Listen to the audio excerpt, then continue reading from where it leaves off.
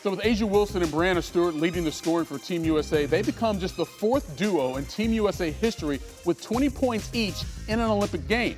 They're the first pair to do it since Shannon Johnson and Tina Thompson in 2004 against Greece in Greece. Well, Rebecca Lobo won a gold medal at the 1996 Summer Games there in Atlanta. She joined us now here on SportsCenter. First things first, Rebecca, will your gold medal make an appearance sometime this week?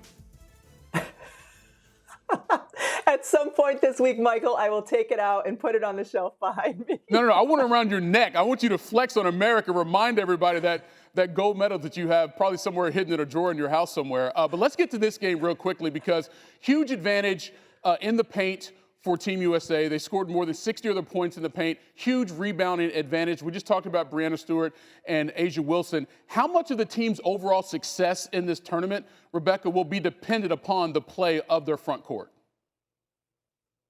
Much of their success will be dependent on that front court. And you saw those pairs of players. This is the first time it's two front court players who've scored more than 20 each in a game. And these are the two best players in the world. And they've continued to prove it here on this Olympic stage to combine not only for those 46 points, but 21 rebounds and 7 blocks as well. How did they do it? We saw them get out in transition. We saw them be deadly in the mid-range, attack the basket as well. And what's unique about these two women, at 6'4" and 6'5", they are long and athletic, so they're never a liability on the defensive end of the floor. So even against this much smaller team from Japan, they were able to defend and then dominate on the offensive end. Yeah, defend all the way out to the perimeter in several instances we saw in this game, actually throughout their careers as well in the WNBA.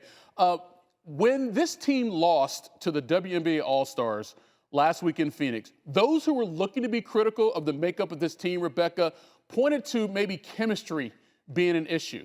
Now that you've seen them in this game against Japan and maybe even the exhibition games coming in, what would you say to the chemistry of this squad right now?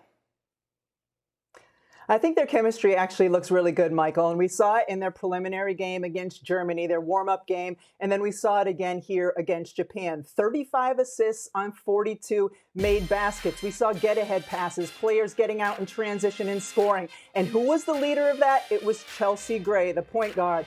13 assists in only 20 minutes in this game. You had 10 players in this game with at least 1 assist for the USA team. There were multiple times, in particular in the second half, where all the players were moving it around, where all 5 touched it before getting a terrific shot. So chemistry to me no longer looks like an issue. This looks like a team now that has played together. They just needed a couple of games to get things going. And also a couple of games to remind everybody just how good every player is on this team and why they're favored to win yet another gold medal. By the way, next up for the Americans, Belgium coming up on Wednesday, then Germany on Sunday to wrap up group play. Rebecca, as always, thank you.